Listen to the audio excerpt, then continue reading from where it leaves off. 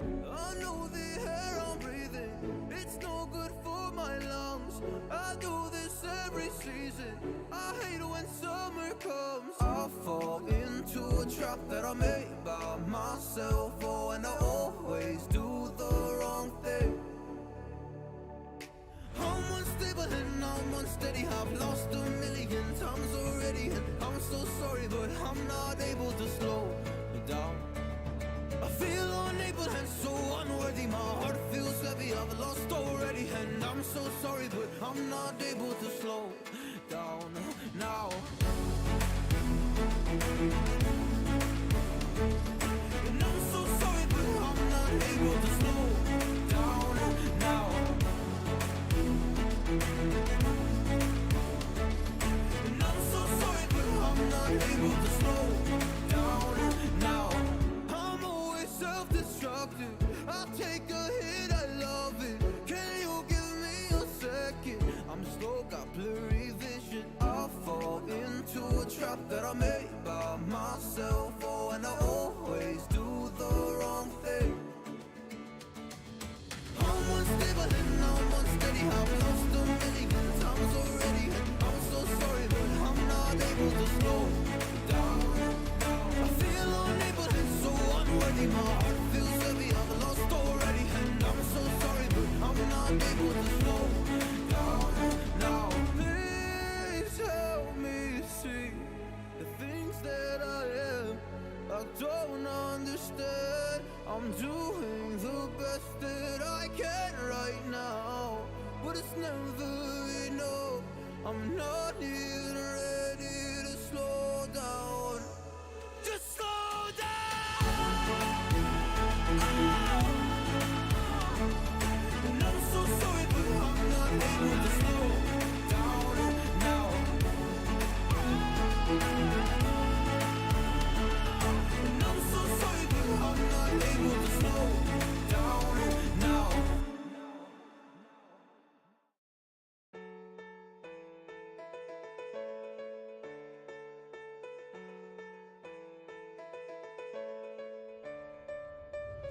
I know the air I'm breathing, it's no good for my lungs. I do this every season, I hate when summer comes. I fall into a trap that I made by myself. Oh, and I always do the wrong thing.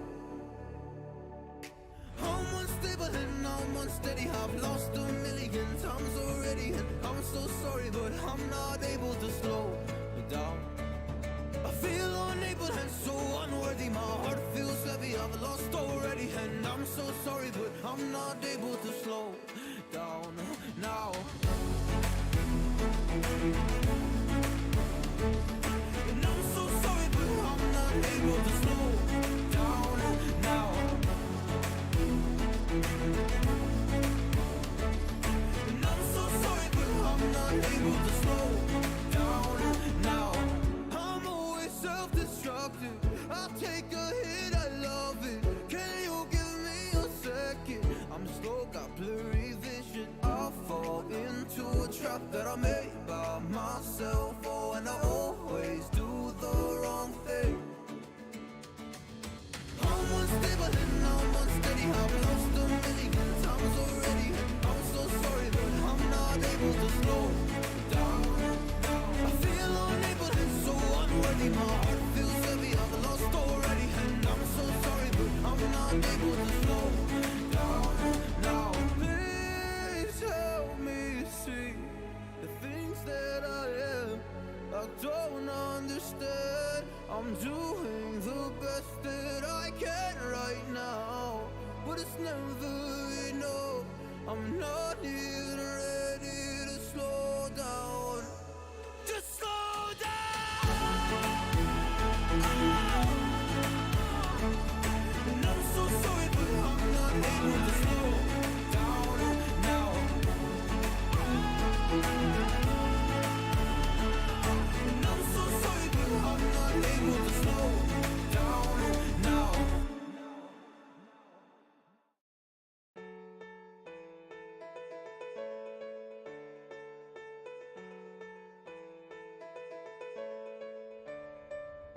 I know the air I'm breathing, it's no good for my lungs. I do this every season, I hate when summer comes. I fall into a trap that I made by myself. Oh, and I always do the wrong thing. I'm unstable and I'm unsteady, I've lost a million times already, and I'm so sorry, but I'm not able to slow down. I feel unable and so unworthy, my heart feels heavy, I've lost already, and I'm so sorry, but I'm not able to slow down now. And I'm so sorry, but I'm not able to slow down now. And I'm so sorry, but I'm not able to slow down now. I'm always self-destructive, I take a hit, I love it. Can you give me a second? I'm slow, got blurry vision, I fall into a trap that I made by myself. Oh, and I always do the wrong thing. I'm unstable and I'm unsteady, I've lost a million times already, and I'm so sorry, but I'm not able to slow down. I feel unable and so unworthy, my heart feels heavy, I've lost already, and I'm so sorry, but I'm not able to slow down now. Please help me see the things that I am, I don't understand. I'm doing the best that I can right now, but it's never enough. I'm not even ready to slow down. Just slow down. And I'm so sorry, but I'm not able to slow down now. And I'm so sorry, but I'm not able to slow down now.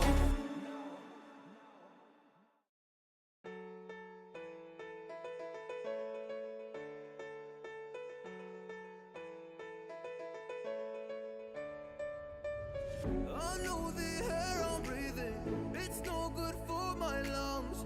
I do this every season, I hate when summer comes. I fall into a trap that I made by myself. Oh, and I always do the wrong thing. I'm unstable and I'm unsteady, I've lost a million times already, and I'm so sorry, but I'm not able to slow down.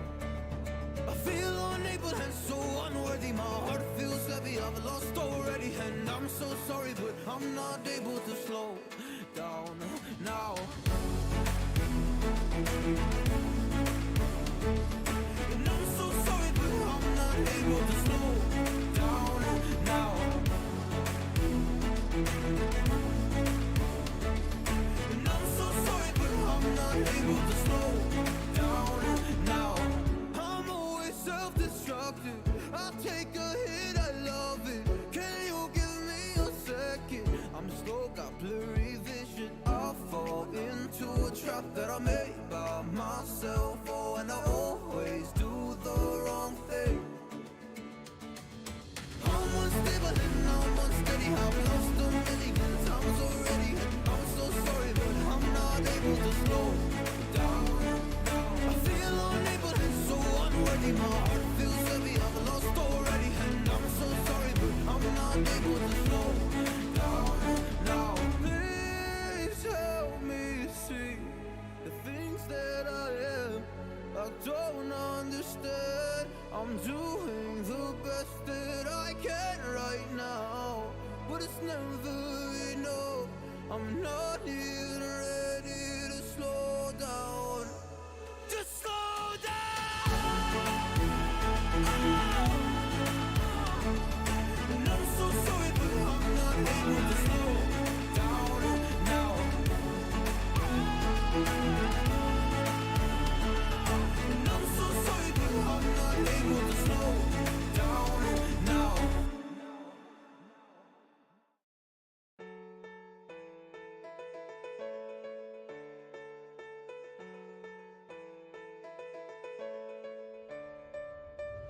I know the air I'm breathing, it's no good for my lungs. I do this every season, I hate when summer comes. I fall into a trap that I made by myself. Oh, and I always do the wrong thing. I'm unstable and I'm unsteady, I've lost a million times already, and I'm so sorry, but I'm not able to slow down. I feel unable and so unworthy, my heart feels heavy, I've lost already, and I'm so sorry, but I'm not able to slow down now. And I'm so sorry, but I'm not able to slow down now. And I'm so sorry, but I'm not able to slow down now.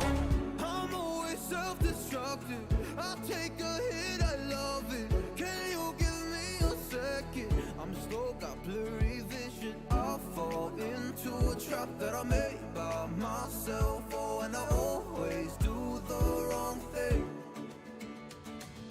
I'm unstable and I'm unsteady, I've lost a million times already, and I'm so sorry, but I'm not able to slow down. I feel unable and so unworthy, my heart feels heavy, I've lost already, and I'm so sorry, but I'm not able to slow down now.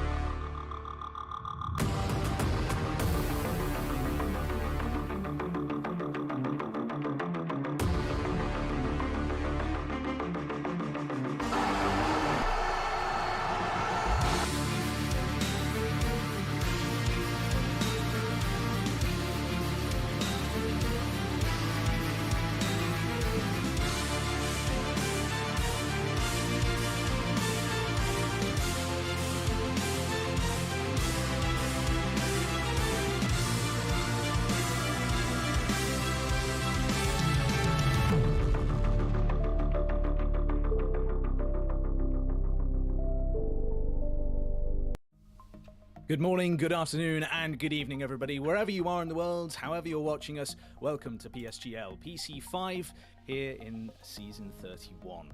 Alongside me in the virtual commentary box today will be Mr. Reese Gregory. Reese, how are you doing today? I'm doing absolutely well. I'm definitely in a good mood. I brought out the pink shirt. The vibes are high. I'm high. Well, not literally. I'm in a good mood. That's what I meant. Let's get into this. I'm pumped for this. I'm really pumped.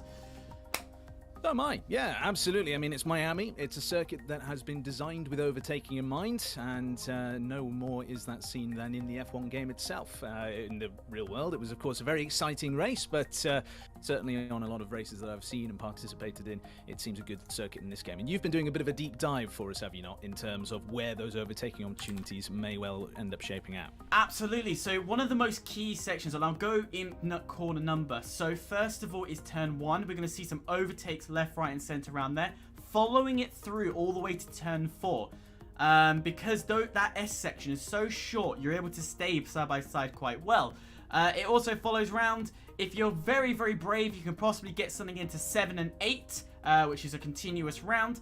Following it all the way up, you turn 11, late braking after the DRS zone, get an overtake there. And turn 17 through to 1 as well, you could definitely see some overtakes happen there as well. So quite a lot, and Yeah, there you go. There's the track for you guys if you're looking on screen. It is 19 corners of pure fun, a 5.4-kilometer circuit, and wow, it is honestly a beautiful track in itself. I've just jumped the gun as everybody was readying up and then decide to not ready up. Well, that's all right. That's not a problem at all. We can keep on filling some time because, you know, we are professionals, allegedly. So, in terms of the circuit then, of course, it starts out the first sector, first third of the lap is in that sort of clockwise direction. You go off to the right-hand side before then coming back around to then finish off what is then an anti-clockwise circuit overall with sectors 2 and 3. As you mentioned there, we've got 3 DRS zones, we've got 19 corners, and plenty of opportunities for action. One of those areas I've noticed in races I've watched and participated in so far on this game is that turn 12 is potentially another area where we can see some side-by-side action, because of course you've got that great big DRS straight all the way from sort of exit of 9 through 10, then up to 11. Got that heavy braking zone to come to a stop at 11, and then you head on through into 12. Now, given the nature of the corner of 11, it's a sort of bit of an acute angled corner. It's less than 90 degrees in total. It means you can potentially get drivers out-braking themselves or going around the outside, something like that, which could then mean that they are afforded an opportunity into 12, which is a great big, long, slow, right-handed corner. So that's something to definitely look out for. And then, of course, there is the affectionately named by certain YouTubers, the Mickey Mouse section. Turns 14 and 15, of course, headed then towards 16 before you're able to then chuck the car around. And chuck being perhaps the appropriate words, given that in this game cars are very heavy and require an awful lot of oomph to get them round a slow speed corner like 16. But then you go on to that big long straight, longest straight on the circuit, where then the sort of latter 2/3 of it or so is going to then be occupied by a DRS zone as well. So into 17 then, another opportunity for the overtake to happen. The other thing as well about this circuit, which actually makes it superior to its real life counterpart, is we have an actual marina in this game. Do we really? Is it actual water? It certainly was. I don't know if they've patched it to become a flat surface to be more realistic, but certainly on launch it was actual water. Well, actual as far as actual can be in a virtual world, but yes, of course. Yep. But that just goes the attention to detail, because that's what they were intending to do in Miami, was to have that section in actual water, but they actually got planning permission denied, which meant that they couldn't do it. But back to the track itself, you know, we've mentioned so many areas. Another area that you might see, and this is what we mean by the track being so good for overtaking, turns 4, 5, and 6. You know, if you're really brave, you're going to see, especially in the early stages of racing, after safety cars, after the likes of the start of the race, we're going to see people go side by side through those, as it is also wet today. This is going to be the first wet race of the season. Certainly is, yeah, and I'm looking forward to it. It should be very good indeed. We've got some drivers who seem to have either moved teams or have been jumping into people's places here today. Last week, of course, we had Vincent Nyquist and Fionn McKee in the 2 McLarens. This time we've got Fionn, and then Norbert Sabo-Conye is in the other car. Now I'm just having a look to see if we've got anybody by that name in the drivers' standings, which we can update you in just a moment's time as to where they were last time. Now, unless Vincent Nyquist goes by a different name, or they've maybe changed division or something like that, I don't see why that McLaren is currently occupied by someone else, unless, of course, they're just not available today and there's a reserve driver stepping in. If that's the case, then, well, Fionn McKee, certainly a driver to keep an eye on headed into this one, I think. Absolutely. The one thing I've got concern, I just want to put this straight forward to you guys. I'm unsure whether these guys have wet setups, because a lot of people, you know, tier 5 is not the highest tier as such, but it's one that, in a sense, you would expect these guys to have it. I'm wondering how many people have a wet setup. And yeah, it's definitely going to be interesting, I think, isn't it? I mean, setup around this circuit is going to be, well, around all circuits now, post-patch is going to be incredibly important. In particular, is going to be your tyre temperatures and pressures, or rather the pressures influencing the temperatures. And in wet conditions, of course, you're going to be looking for as much tyre pressure as possible to try and keep as much heat in them as possible. However, then what we're going to see is if there's then a transition over to dry conditions, then too much pressure causes big old problems. If you get to over about 105 degrees worth of temperature in the, I think it's in the surface, then you're looking at a total loss of grip. And then I think it's anything above 100 in terms of the carcass is then going to result.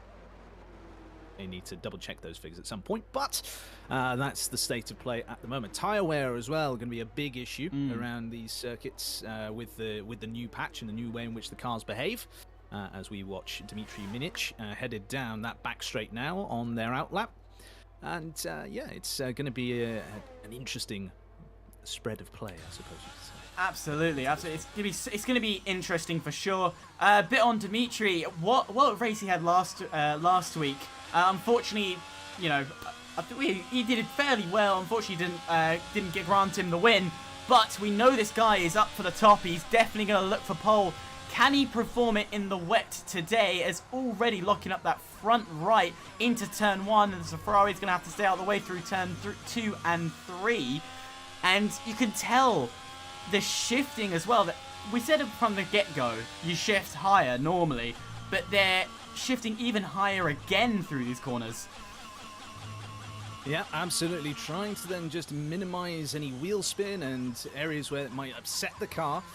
That's, of course, the main thing in wet conditions. You don't want to be breaking traction. Crikey, I need to get my words sorted out, don't I? But there we are. We head down into this next sector of the circuit then. Big, long DRS straight here into then this heavy braking zone. Now, they're not going to have DRS, of course, in these conditions, but here you can see where that then comes. Big, wide apex corner there, and then the slow right-hander that immediately follows it. So you are likely to have some good battling going on there, and then this very slow section here. Got to be careful, of course. Strict corner cutting limits mean that if you end up taking a little bit too much in the way of liberties in that particular part of the circuit, you could end up losing your lap time. And then, of course, being the recipient of various penalties and so on as the weekend progresses. So down towards the end of the straight they go then. There's the... Oh, what about an Alpine? I think it was just on the inside there, warming their tyres, but stayed out of the way nicely. And round through the last couple of corners we go then. Last proper corner coming up. And then through the right-hand kink we go up to the line, and Dmitry will set the first pace at a 1:36.5. I would say that's fairly reasonable, 1:36.5. It's going to be competitive. Kozzy going a second slower, so already that says it's quite a good benchmark if the next driver behind is going 1 second slower. Currently watching Norbert as he's going to try and see what he can perform. Is he on a lap though? I think he is. Last corner he goes. Anyone else getting close? Salah going 0.3 in the Mercedes, as Norbert is still yet to cross the line around the final corner. A lot of the drivers are quite twitchy, so they're not confident in this wet condition, and there you go. Norbert, over 1.5 seconds. Absolutely, yeah. So clearly, some drivers finding these conditions a bit less to their liking. But then, of course, there is the thing to bear in mind that, again, we talk about setups earlier on. If you've aimed for, say, you know, a dry race setup, then it could be that you're running lower tyre pressures, you've got lower wings, and therefore, through this part of qualifying, you may end up struggling just that bit more as a result. But come race day, you might then be able to find your way up the field. One driver who was able to do that, of course, was Fionn McKee, who we are watching at the moment. They qualified down, I think, in P6, if memory serves, and then by the end of the first few laps, they'd managed to get themselves way up the order, and then threatening for podiums and so on. And then, of course, towards the end of the race, challenging their teammate for the win overall. So through the last couple of corners they come then, and how are they going to do on this particular occasion? McLaren with number 2 on the back and sides. Where does it go? It goes 7th place overall. Just over 1 second slower. Yeah, I don't know what is where the lack of pace from Fionn's gone. I know, okay, yeah, it's second race, but I would expect somebody who is, you know, fighting with the top to be a little bit closer than where he is right now. But that being said, it is the early stages of qualifying. We've got more laps to put in, as Elliott will go 6th fastest, just 1.1 seconds out. And there is a significant gap, because Salah is 0.4, as Norbert now improves as on 1 second now. There is still a significant gap there. So is there a skill gap difference? What are we missing? Well, it could be that, again, just treacherous conditions. Could be that drivers are finding themselves in a bit of a pickle. You know, if they've not practiced for wet conditions, then of course that's going to end up having them coming a cropper. The other thing as well could be differing approaches in terms of how they're actually approaching this qualifying session, because of course the intermediate tyres don't tend to have the same sort of drop-off after one push lap as softs do.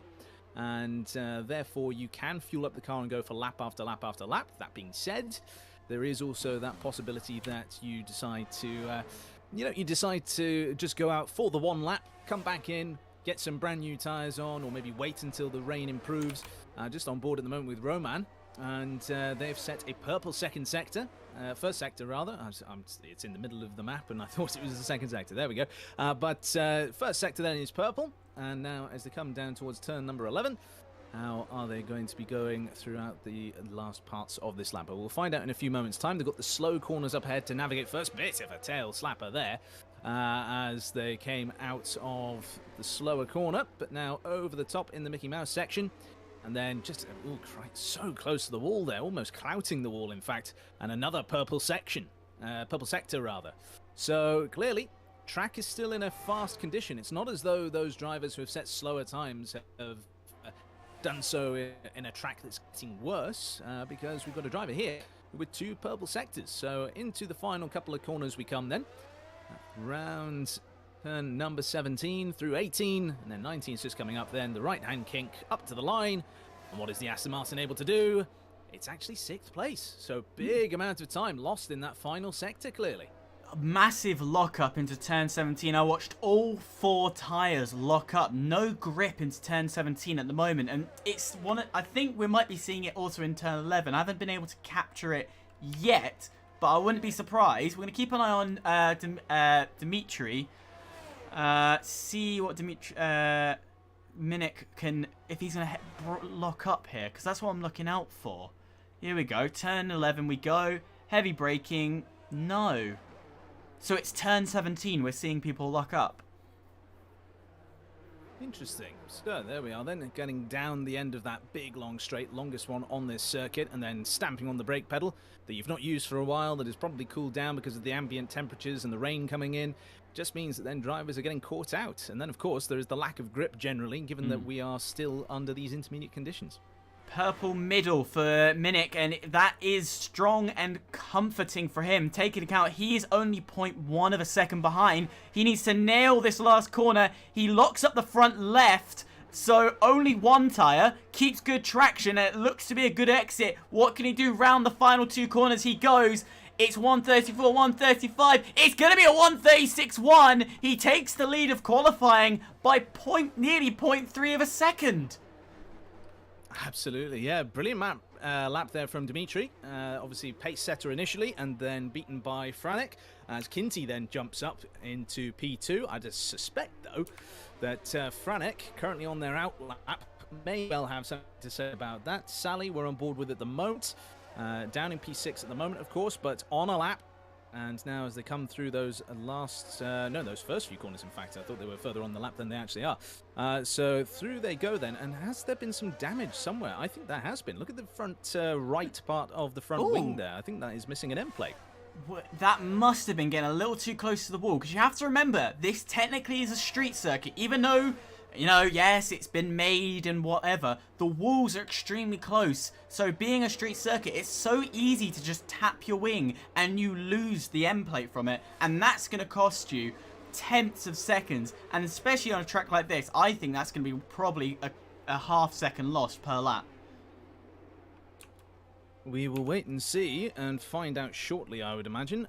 In terms of what we're seeing on our screens, though, we've now gone over to Jerry Van Bussel, who is in the Williams. Ooh. And a bit of a tail slide there again, just coming into the entry into 12. And then through again this very slow section of the circuit there. It's nice to see the Williams with an awful lot more blue on it than in the real world. There is, at least. And through they come then. And onto the back straight, and then it looks like they're going incredibly slow. I think they've bailed out of this lap.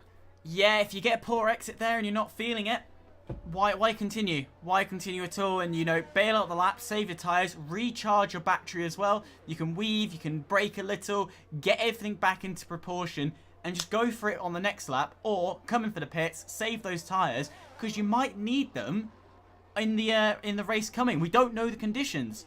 That is still unknown to us. Absolutely, yeah. So through the final couple of corners then, they don't go into the pits, and they continue on. So now we take a look at Elliott, down in P11 currently. And they're coming towards, they're about halfway through that middle sector at the moment. So down the big long straight before then, that heavy braking into turn number 11. Car turns in nicely.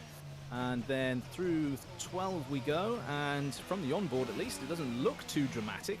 No lockups, nothing like that. No back end stepping out on them. That car looks very nicely balanced in the hands of the driver, but are they pushing to the same extent as other drivers? That's the thing we've got to wait and see.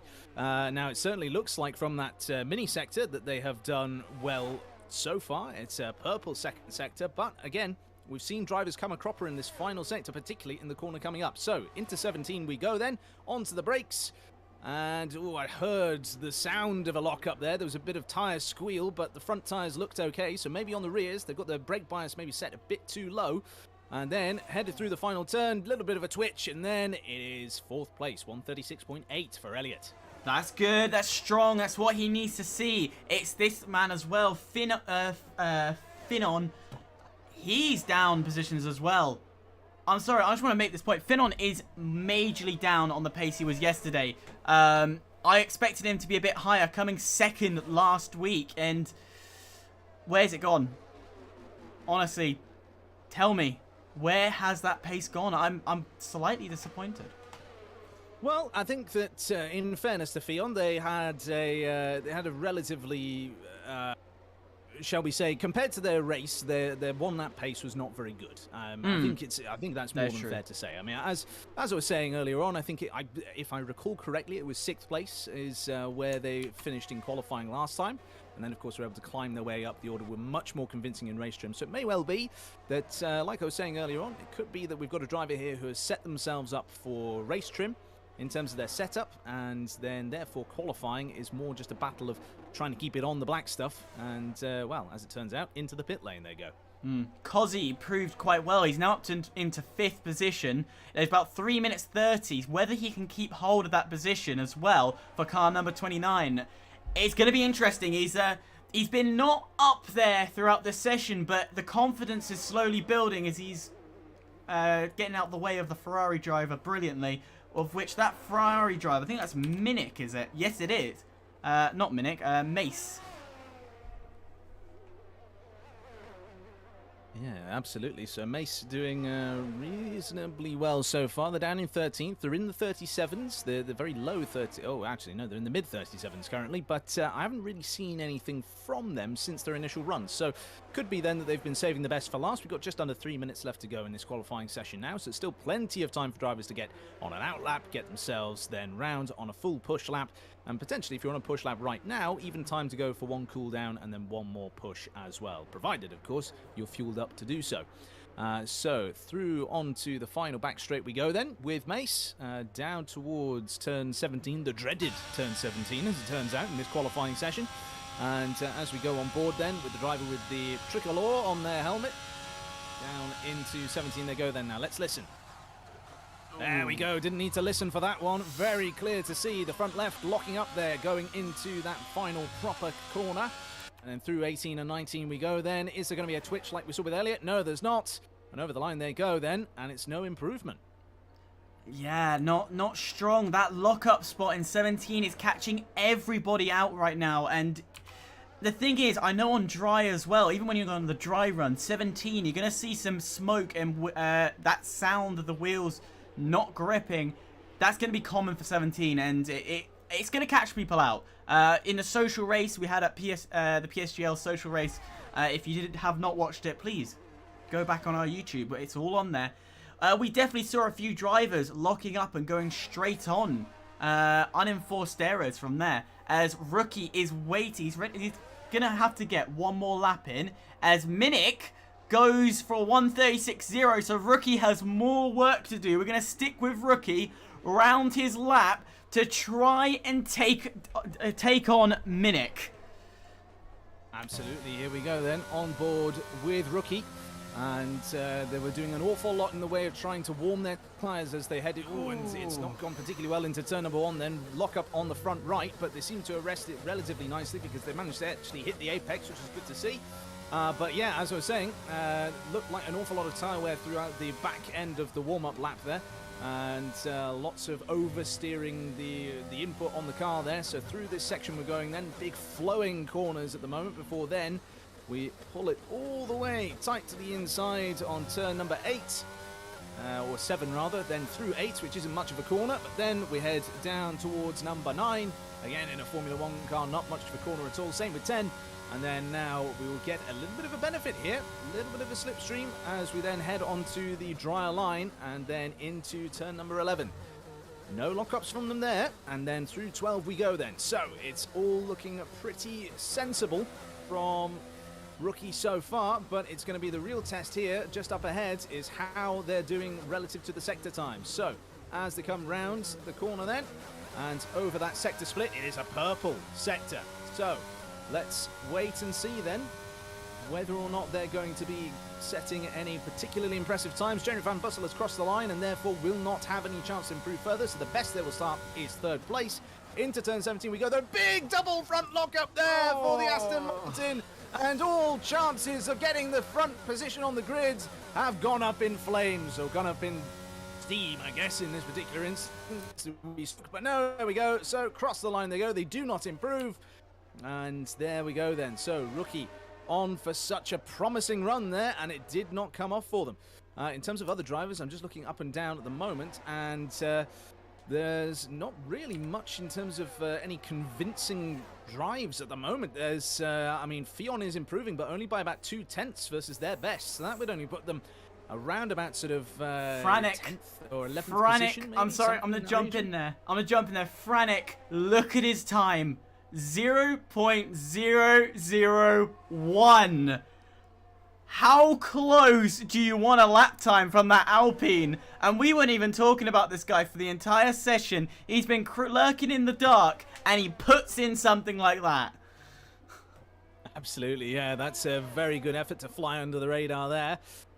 So in terms of then drivers still on circuit, we've got Fion then just coming around the last couple of corners now. Whereabouts are they going to end up slotting in amongst all of this? It's only 1 position improvement, up from 14th to 13th from our podium winner last time out. So that's going to be a great big shock to their system, I'm sure. Then with Sally, they're technically on a lap, but they have bailed out of it. So everyone else is either finished or retired. So that is your qualifying order then for this race. Dmitry Minich takes pole position ahead of Franek Morowijk. And then Rookie, Jerry Van Bussel, Sally, Kinsey, Norbert, Alex Burl, Attila, Elliot, Roman, Kozzy, Fion, Robert, Momentu, Mace, and then Jeremy and Joris not setting a lap time during that session. I'm a bit surprised why the bottom 2 didn't set lap times. I don't know. They have no penalties against them. The only penalty that was given out was a 5-second time penalty, so no qualifying bans. I'm unsure to the reason. And I would be intrigued to work out why, unless there was, and of course, you know, technical errors, which is very common in esports. Absolutely, and now we've got some notification that Elliot has left the session, and we're now migrating host as a result. So, oh dear, I'm seeing all sorts of people. Oh no, they're just retiring from the session rather than leaving the session. Okay, so Elliot's internet strikes again. And they will be temporarily out of this, I'm sure, unless, of course, it's a bit more of a permanent problem, in which case we may not see them at all. That being said, though, if the join system works as intended, then they should be able to jump back into their own car. Whether they'll be able to do that on the formation lap or not, though, that is something that we'll have to wait and see. And of course, the formation lap's quite a critical part now to the F1 game, because originally it was moderate so-so. Now it's really about not only heating up the tyres, but the positioning, the way you start. And I've been watching, I've had a couple of clips pop up on TikTok here and there, and there are some people getting some super aggressive lines on the start of the race. And like, we're talking nearly 40-degree angles pointing inwards. That type of angling. So let's see what these guys do, how they're going to position their car. Absolutely, yeah, and I think that I've now got an invite from Elliot to join to play F1 22. So whether or not that is everybody then migrating to that session, I don't know. It's oh yeah, it certainly looks like it. Lots of people leaving the session at the moment. So looks like we're all going to migrate over with Elliot. So they left, and rather than rejoining, we are all moving over to them. So hopefully then we continue to have the weather that was predicted. Of course, we had some wet weather there coming down. So and another invite from Elliot there. So yeah, don't worry, we're on the way. Don't you worry there. Chill, we're coming. But yeah, we did get the glimpse. It will be a wet race as well. So not only have we had a wet qualifying, it's going to be a wet race, which the probability of that, just to give you an idea, a lot of the game will factor in the true kind of nature of the weather of the type of place. So for instance, I'm going to use an example from 21. China had a 70% chance of rain, and of course China being its position in the country and where the track's located, that is fairly realistic. We've had quite a lot of wet races in China, so you were getting quite a lot of wet races in China. Miami, this is a very small percentage because it doesn't rain as much in Miami, and especially the type of year that they go and race there. We're lucky to get 2 sessions that are wet. Absolutely, yeah, very lucky indeed. We're just waiting now for things to fill up again. I think we are now nearly there. It's saying that we've got 15. Now, whether that's including then us as spectators or not, I'm not entirely certain. I think it might be. So we're potentially waiting on another 5 people to rejoin. But you never know. It might be that they think to themselves, actually, no, I'm pretty happy with starting a race with much less in the way of competitors. I'll just crack on. Thank you very much. So I don't know whether or not we're going to see anybody jumping in and telling people no, this is what's happening or not. But yeah, so in terms of what we see then, you're absolutely right. Yeah, Miami is, it's a part of the world where it does get hit by rain quite frequently, but certainly for the time of year that F1 goes there, very hot, very, very low chance of rain. I think it is more than fair to say. So it's one of these things we are going to have to just, wait and see how it shapes out. As it is right now on the lobby menu that I'm seeing, we've still got a great big cloud with a question mark on it. So that, to me at least, indicates that we're not replicating the weather that was previously there, because otherwise we would have a weather icon. No, yeah. Am I right or wrong in thinking? No. The lobby host has mentioned we are going to be going wet. We honour the condition that was presented to us. If you lose connection, that's just common courtesy in the game. So we are going to be honouring that. So it's going to make it a bit more interesting because we're not going to get DRS. And I found this when I was commentating a 2021 Zandvoort race. The wet conditions, we see less overtaking, but Zandvoort isn't really a track of overtaking. But this is designed for it. So you've got these longer straights, you've got these twisty corners. I feel we're going to see a couple of lunges that are going to be quite interesting, especially in the likes of turn 11, 17 with lot of lockups as well. I feel there's going to be a crash there for sure. You know what? I have £1 somewhere in this pocket. There is £1. I'm putting it down. Someone's going to crash in turn 17. Well, I mean, it's, you're more than welcome to put that £1 down. I am very poor, so I shall not do that. I don't want to see myself even poorer, even if it's just by £1. Now, in terms of this, then, if we are going with wet conditions, then, of course, we're likely to see a repeat of the things we were seeing in qualifying. So, lockups into the big, heavy braking zones, probably fairly likely. That, then, of course, gives us that opportunity to see overtakes happening. Now, in terms of, we are seeing some activity in the Discord server as well. Now, let's. I'm just going to read up on that. Let's see what's going on. They're debating. They're debating whether it was wet or dry. Because I think there's a couple of desyncs as well that popped up because for some people, they're saying it was dry. Oh, unless he was taking the piss. Well, we do have a screenshot there, and we'll do the typical British broadcasting thing. Apologies for the language that you may or may not have heard Reese using just now. Oh, sorry. But I'm so sorry. So I didn't even realize that in just terms came out of, naturally. Well, it happens to the best of us, doesn't it? Oh. But in terms of what I'm seeing in the Discord server here, it does look as though someone has provided a screenshot that says it was supposed to be heavy rain throughout. So I'm not sure entirely then what the debate is all about as a result of that. I mean, it's then a case of, well, that's what it was. But hey ho, whatever. We'll crack on. We will wait until they get things started and kicked off and away. But yes, in the meantime, let's have a quick reminder then of our drivers' standings. So currently then, it is Vincent Nyquist, who is not present or perhaps running under a different name today, who's leading the championship with the win and fastest lap, or is that pole position? No, pole position, I should say.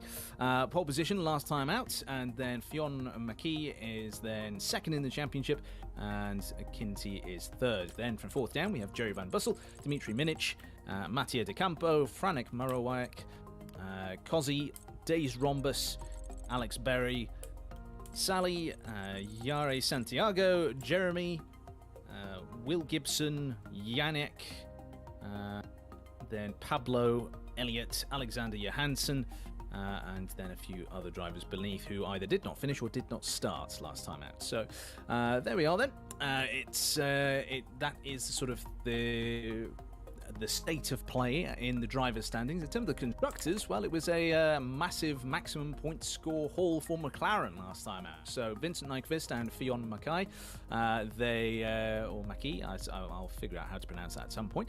But they then taking the maximum points to 28 points in total last time out. Then Ferrari are in second with 10 points overall. Williams then in joint third with Alfa Romeo with 8 points, and then Haas and Red Bull round out those constructors who have scored with 5 and 3 points respectively. In terms of their non-scoring constructors, we've then got Mercedes, Alpine, AlphaTauri, and Aston Martin. It's going to be an interesting season.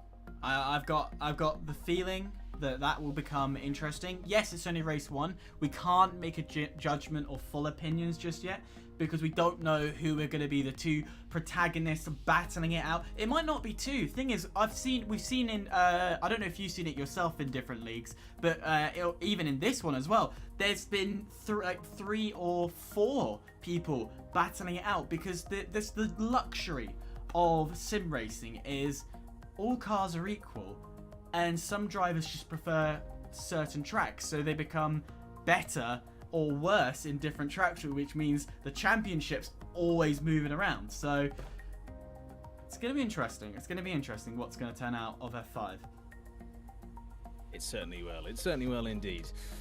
So let's just take a gander, shall we say, at what's going on. We should be radioing up very, very shortly. So if you came here for action, came here for racing, it won't be too long. We're just trying to get them all to do one thing at a time, which, if you're a race driver, I think so a bit of multitasking in my eyes. Yeah, absolutely. Yeah. So we are still just, unfortunately, there's not much we can do other than tell you that we are just waiting for things to get started. I don't know why we have this delay in terms of what we're seeing here. The settings all seem to be right. Everybody's chosen their cars. Nobody's readying up. So yeah, this is just one of those things. We've got to kind of just wait it out now and see when we do kick off. Oh, here's a pop question for you. We've got a bit of time. I'm gonna quiz you. Let's do a quiz, more to get to know. What is your favourite track and why? Favorite track and why?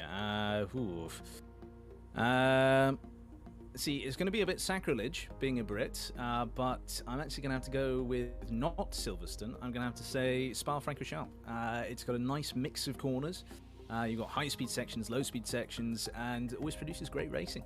Spa-Francorchamps for me. How about for yourself? I'm not one for Spa. I don't like it. Yes, Eau Rouge is and Radion is probably the two most iconic corners in the F1 calendar. But for me, and it's really weird, and there's only one explanation why I love it. It's actually the Hungaroring.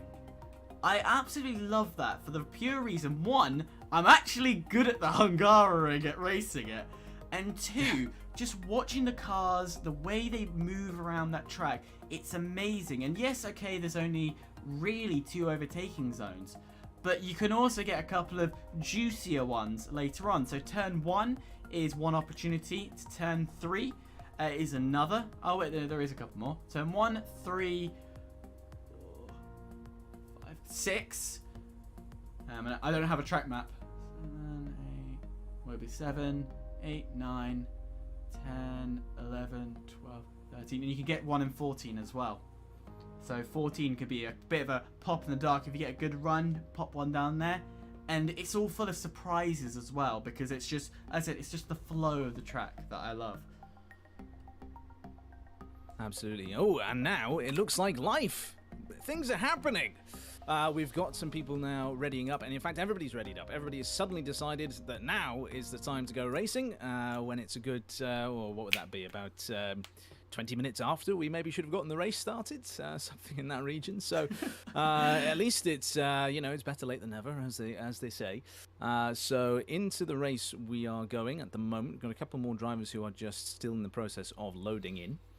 But hopefully we should have things kicking off relatively shortly. So it'll be less of our, frankly, not up to par today padding skills in terms of trying to get all this dragged out. But then again, these are things that you can't prepare for, or you can, but you don't necessarily expect, and so absolutely, maybe you don't prepare. But certainly in terms of what we're about to see on circuit, we are prepared and we are looking forward to it. So full heavy rain. Then it is exactly as the doctor ordered, and well. This should be interesting, shouldn't it? Oh yeah, and I don't know why. I literally just kind of, when you kind of look out the window and you look up to the sky. I did that to my screen because that is torrential. That's horrible. Oh, and you thought we had problems in turn 17. We're gonna have so much more, and especially we're gonna probably see more in turn 11 now. Turn 1, we were seeing people caught out on. So we're gonna see a lot, and possibly people going wide through turns 7 and 8. Now, in the social race, and I don't know if they've adjusted this, you can take a wider stance through turns 7 and 8 and almost go off the track and back on it and not gain any track limit excesions. New word for the dictionary, ladies and gents. Track limit excesions. Yeah, I know. That's quite a good one from me. But we're going to be seeing a lot of that. Do I need to show the tyres? Do I need to show the tyres today? Well, I mean, it poses an interesting question, doesn't it? Do we have tyres, or do we just assume that they're on full wets? Oh, they're on full wets. Most definitely full wet conditions. But there we are. I tell you what, I'll keep the tyres on the screen just in case we get anybody who goes for an errant pit stop and then ends up having much younger tyres, anything like that. I can keep a track of that, but we don't necessarily need it on the broadcast screen, do we? No. So then, we've got everything set up and ready to go then in terms of this race, although there is one driver who does not, and that is Joris, however you want to pronounce their name. I'll be going with Joris, but they currently have a game that has crashed. So they are currently trying to rejoin, but it's an invite-only session. So if the host, Elliot, does not send them that invite by the end of the formation lap, which it doesn't look like they will be doing. I mean, the Alpha Tower is plodding around at some speed. That being said, though, actually they're much further back than their position. So it might well be that they have paused on to then give that opportunity for an invite to be sent. So you never know. Maybe that is. But in terms of what we see, then everybody getting ready onto the grid, lining up. We will have a bit of time to wait for then that final car to get into position. That final car being, I'm trying to look for them at the moment. In fact, it's. I was about to say. It's Joris. There we go. Yeah. No, is the last one. There's 19 drivers on the grid. We qualified with 18.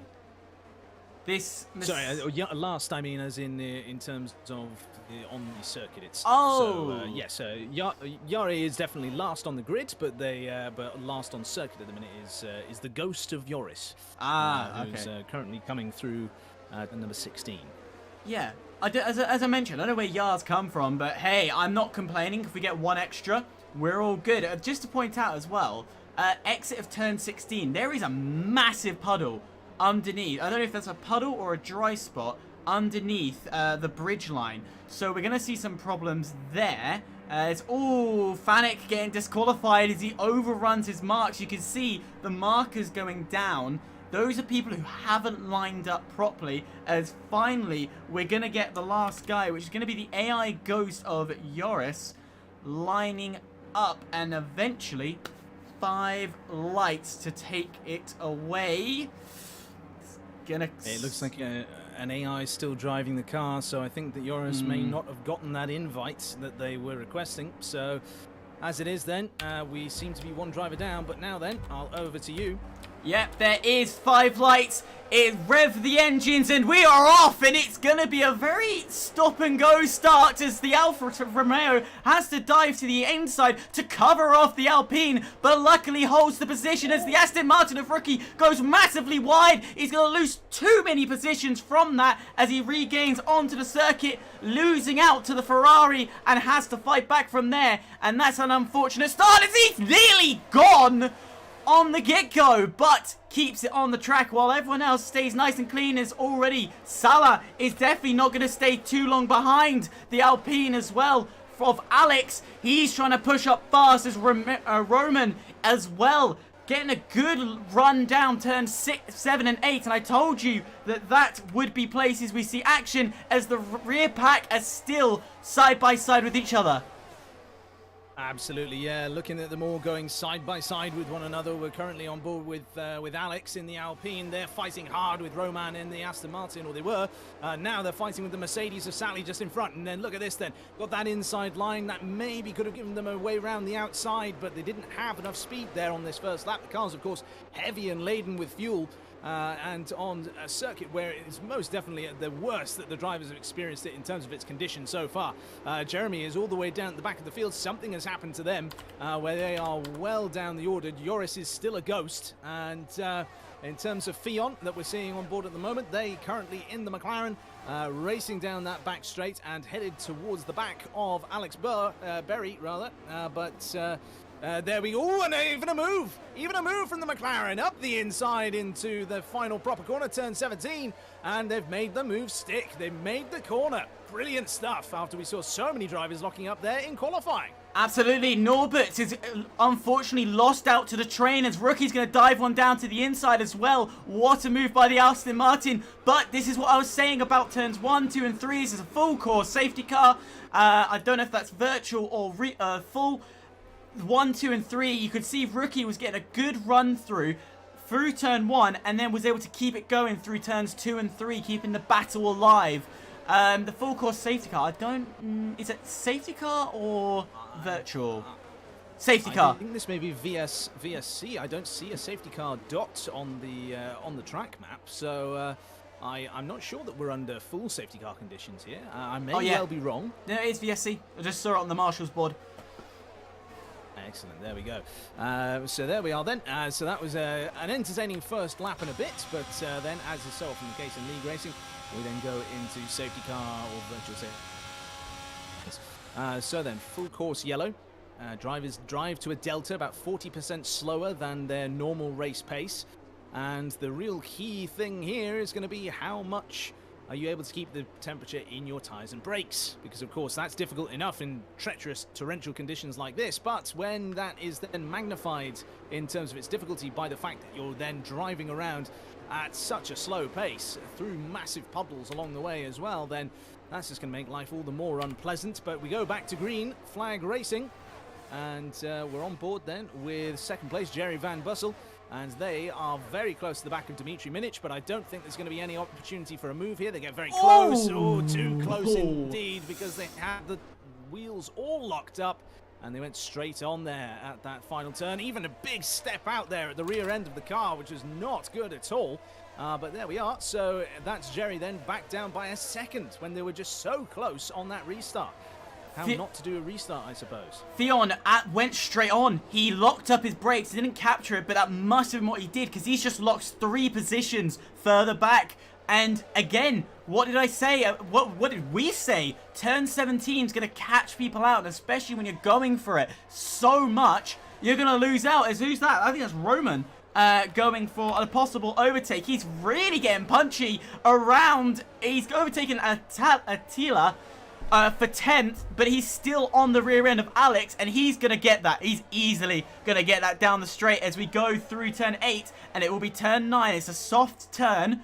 It's not an actual corner. It's behind as well. Theon is going to make a move as well. There you go. Pulling out to the side. We're going to see him in the background, possibly making a move down the inside. No, he's going to wait patiently for the moment. There we are then. So without the DRS, it's proving a bit more tricky to get these moves done on the straights because, of course, you're having to then move offline. You're having to then go on to that less grippy part of the circuit. That makes life all the more difficult as a result. But now, as we watch them go through that slow section on the circuit there with Sally right up the chuff of Norbert, they head now down the back straight. And will the Mercedes be close enough to the McLaren here to be able to affect a move? I don't think they will, you know. I think this is going to be a battle of who is able to brake better than the other. You saw, I don't know if you saw on the steering wheel, Salah was really using his ERS. It's up ahead. Just quickly, Kinty has overtaken Rookie quite early on. But quickly back to Salah, he really used up his ERS on the early section of the straight instead of waiting to the latter section, which I find quite surprising. So whether that was because he knew he had the poor traction or whether he was saving it for a later point. But even be that they were trying to take advantage Ooh! of good traction. You know, if you're able to, big old slide there for the Aston Martin of Rookie, and they managed to gather it all up though regardless, and were able to keep it pointing in the right direction. That's some impressive driving from them. But as I was saying, you know, the ERS does give you the most benefit when you're in lower gears and at lower revs. Theon spun. Theon has done something rare. He spun. Sorry, I did not mean to jump in there, but Theon is he's having a terrible race. Terrible race today. And it's not his day. Wet weather is not his day. Back to you. Absolutely, yeah. No, unfortunate for them. And 10 positions up the road is Rookie still in 5th position here. And then just a couple of positions behind, we've got then Sally, who we're on board with at the moment. They are currently 2 drivers who are closer to anybody else in the field other than Roman back in the train that's starting to form behind. Well, what we're seeing, in fact, now. So Norbert currently leading the way from several cars. All the way down to Attila in 10th to then be presenting opportunities for overtakes and sort of thing, with everybody getting concertinaed towards one another. The Mercedes is getting closer to the back of the McLaren, but the McLaren seems to have a very good straight line speed, despite the fact that, of course, we're in wet conditions here. So maybe through the corners they're losing out, which is why they're not able to pull away, but then on the straights they are able to defend reasonably well, it seems. Very good setup then. If you're gonna battle anywhere and if you want to defend, you make sure you have less downforce, especially on this track. It's full of straights. It's full of it. So might as well get your top speed, as Norbert, I think, went a little bit wide on that corner, which is now going to, he's off position. It's now going to allow Salah to sniff an opportunity. It's going to be tricky through 4, 5, and 6, but if he keeps close, keep nice, you maybe might be able to dive one into 7 and 8. So round turn 5, 6... he's a bit too far back to go for a cheeky lunge, but a good line. You can see how the drivers are going a bit wider. You know, I said about their extending that track limit. That's what they're doing. They're going wide, and now he's just got to close down from here. Absolutely, yeah. So we've got several battles starting to form throughout the field. Then we've got, of course, this fight for 6th, and then all the places that come after it that we're seeing on screen at the moment. The Mercedes of Sally chasing down after the McLaren of Norbert. Of course, Norbert now really the only McLaren in a competitive position. Oh, is now basically being pushed through turn number 12 by the Mercedes behind. They're following so closely to one another. It's absolutely incredible to watch, but probably not all too comfortable for the McLaren driver in front, as then through turn 16 they go. And now down towards 17 once more then, and there's a bit of use of overtake for both drivers. But not completely dumping the battery, and they're on roughly equal amounts of battery as well, it must be said. with the Mercedes driver, the ever so slightly higher values here, but headed into this final proper turn, then turn 17. And a bit of an oversteer moment for the Mercedes there coming out the corner. That's going to make them more vulnerable to then Alex behind in the Alpine. And now that Alpine comes through the final turn. And once again, though, cars on circuit able to follow one another closely. But in these incredibly wet conditions here, we're not seeing massive amounts of overtakes. Unless, of course, it's a driver making a mistake and then allowing someone else by as a result. Now we've got Joris, despite the fact that they are not currently taking part in this race, their AI is doing reasonably well. It's a bit like Lando. Oh, and Yara is retired from the session. I think he's crashed. That is a full safety car that's coming out in front of Kozzy, who's just leaving the pits at the moment. So they're going to want to try and get around this safety car as quickly as possible. I'm going to stick with them, and I'll be able to tell you what is the state of that Mercedes. It's parked up on the inside. I don't know whether yes, there is a wheel loose. So the front right corner of that Mercedes car is completely obliterated on Yare's car. So they are out of this race then. Full safety car deployed. And then, as we can see at the minute on screen, we've got Jerry Van Bussel, currently 2.3 seconds off the back of Dmitry Minich. And that's going to be, therefore, a blessing to them, that they're going to be able to now catch back up to the Alfa Romeo driver and have another opportunity to go off and attack them. Another driver who this is going to benefit massively is Norbert. They're going to go from purely defensive driving to now with the opportunity to maybe go for an attack on Rookie in front of them. Absolutely. I was going to make a point about Salah. I think I've realised some of his errors, and he's extending the shift a bit too long, getting too much wheel spin on the exit of turn 16.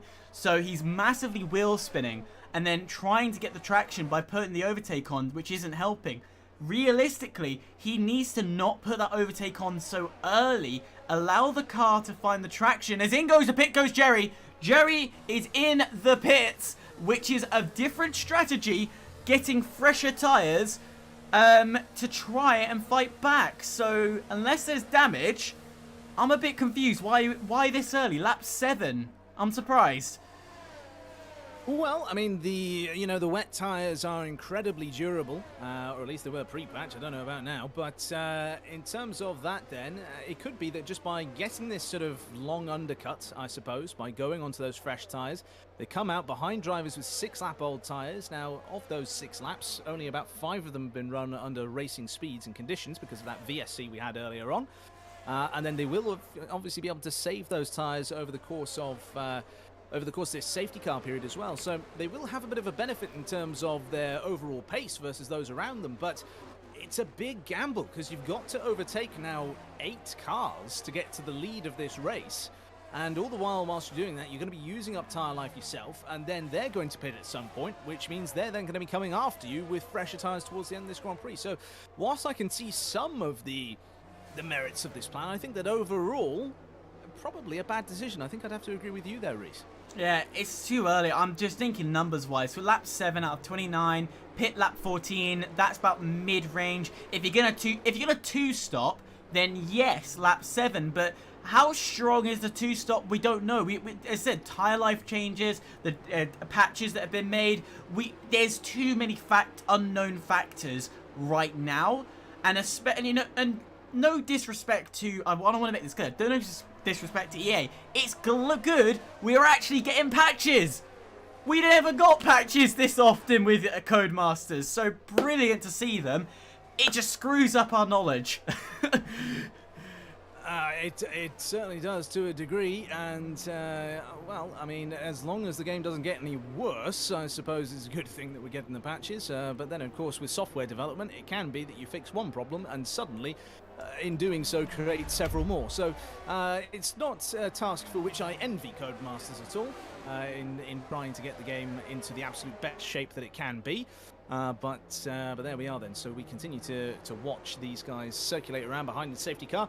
Not much that we can talk about really, other than what we saw earlier on with Jerry going into the pits and getting those fresh tyres on the car.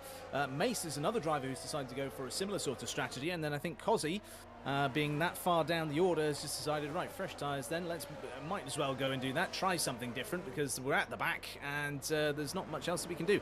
Fion is another driver who's gone for tyres earlier on, but I would assume that's something that's been prompted by damage more than anything else, because the age at which those tyres are would indicate that they came in before the safety car was called. So Fionn then down at the back of the order still, but at least this way now with Elliott and Cozzy and Momentu, they are going to be able to get themselves onto the back of the main train, which Maceo is just about doing now in their Ferrari. Hopefully, and the thing is, we might see the safety car come in this lap, but... Oh dear, Maceo, sorry to interrupt you there, but Maceo has thought, oh well, Joris is a ghost car, I'm just going to overtake them. And then, as a result of that, they've then had to give the position back, but have done so in a part of the track where the AI didn't want to pass them, so they've ended up losing a good 10 or so seconds to then all the cars in front. That's embarrassing, but there we are then. Don't try and overtake a ghost car during safety car conditions. That is a lesson that all of us can learn. Absolutely. The only time you can really get away with actually overtaking is when you're a back marker. Now, whether they've changed the rules, and I learnt this because I was constantly at the back when I was racing, tells you my skill level, doesn't it? You're able to actually overtake to the front. Come when the safety car goes in, you can then just pull away. But, you know, actually no, you can overtake the safety car as well. So there is ways of getting around it, but yeah. Safety car doing another lap. I'm surprised. The cars are very close to each other. Yes, there is a stagnated momentio, but we need it in this lap. Realistically, the game needs to go right. Safety car in, and let's just get this thing rolling. Absolutely, I couldn't agree with you more. Mace has now gotten back onto the back of the field. Elliott has just about joined them, and then of course Fionn and Cozzy are right behind them. Momentu's still just a bit down the way, but I would imagine that a 20-second gap, given that the safety car's only just come across the start-finish line, and then we've obviously got to bear in mind things like then the slow period where we've got to let the safety car get away, get into the pits, and then the race will be restarted by the leader. There's definitely more than enough time for them to get onto the back of this train, I think. Momentu will be joining us relatively shortly. Dimitri continues to lead this race, so to give the full rundown, as you see on your screen then, Dimitri Menic leads this race from Franek Morowayak, and then Kinsey in third. Kinsey, most consistent driver versus last week in terms of their position on circuit at the moment. Then we've got rookie Norbert, Sally, Alex, Roman, Jerry, Attila, Joris, Mace, Elliott, Fionn, Cozzy, and Momentu. Momentu has been able to halve that gap as it was at the start of this lap, and Mace is driving interestingly, shall we say. They keep dropping back to about sort of 2.5 seconds off the back of the field before then speeding up and then getting back onto the tail again. So I don't know whether that's as a result of mistakes for the Ferrari, causing them to fall down the order, or away from the pack, I should say, or whether they are, trying to initiate some sort of clever tyre warming strategy. But regardless, they come round turn 16 then. Yes. Safety car in this lap, music to our ears. Or, well, I suppose nectar to our eyes, or some sort of, whatever's good for your eyes. Through this final straight we'll go then. The tyres are now starting to be warmed up by all the drivers. You can see them weaving back and forth in the background of shot there. And the Alfa Romeo then leading the car, essentially becomes the safety car at this point, waiting for the safety car to bound away, get into the pits. And then, of course, it's up to Dimitri when they bolt away and start going racing again. Certainly doesn't look as though they've gone just yet, but now perhaps they have. Yep, that is foot down from Dimitri at the front, so we are away again in this race. And along they come then onto the start-finish straights with Franek behind by 0.8 of a second. And that is a good restart in my books from the race leader. Yeah, a great restart, and I'll tell you what's going better for them.